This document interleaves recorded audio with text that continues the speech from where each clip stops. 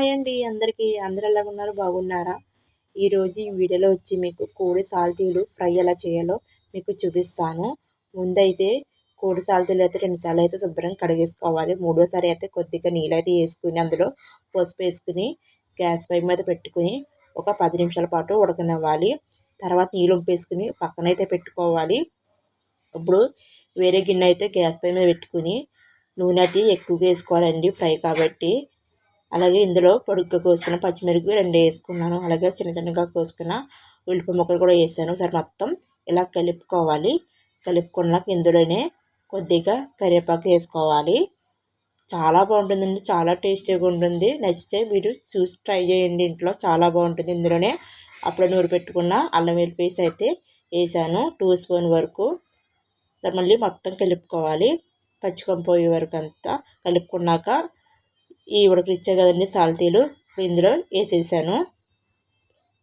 సరే మళ్ళీ మొత్తం కలుపుకోవాలి. కలుపుకున్నాక సిమ్లో అయితే పెట్టుకోవాలండి. గ్యాస్ మూత వేసుకుని ఒక 10 నిమిషాలు ఉడకనివ్వాలి. చూడండి నూనె అనేది ఎలా తేలుతుందో పైకి. ఇప్పుడు ఇందులోనే ఆల్రెడీ మనం పసుపు వేసి ఉడకనిచ్చాం కదండి, కాబట్టి పసుపు అయితే కొద్దిగా వేసుకోవాలి, 1/2 స్పూన్ వరకు. అలాగే రుచికి సరిపోయేంత వరకు ఉప్పు అయితే వేసుకోవాలి. సాల్ట్ ఉప్పు అయితే కలదండి, సాల్ట్ అయితే వేసాను నేను. అలాగే కారం 1 స్పూను, చికెన్ మసాలా పౌడర్ అయితే కొద్దిగా. సరే మొత్తం కలుపుకోవాలి.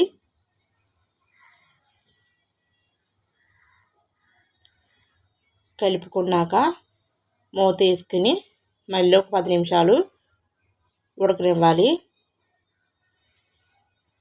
చూడండి ఎంతో టేస్ట్ అయిన కోడి సాల్తీలు ఫ్రై అయితే అయిపోయింది.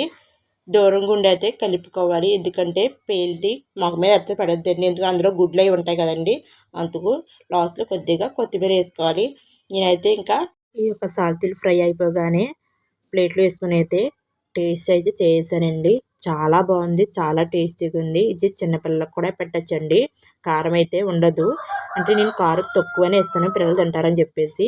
మీరు ఎక్కువ కావాలనుకుంటే మీకు పెద్దవాళ్ళకి ఎక్కువగానే వేసుకోవచ్చు. అయితే అలాగే పొద్దున్న అయితే అన్నం అయితే వండేసాను, అందులోనే కొద్దిగా అన్నం వేసుకుని తినేసాను. చాలా బాగుంది, నచ్చితే ట్రై చేయండి. మళ్ళీ నెక్స్ట్ వీడియోలోకి వెళ్తాం. Bye bye.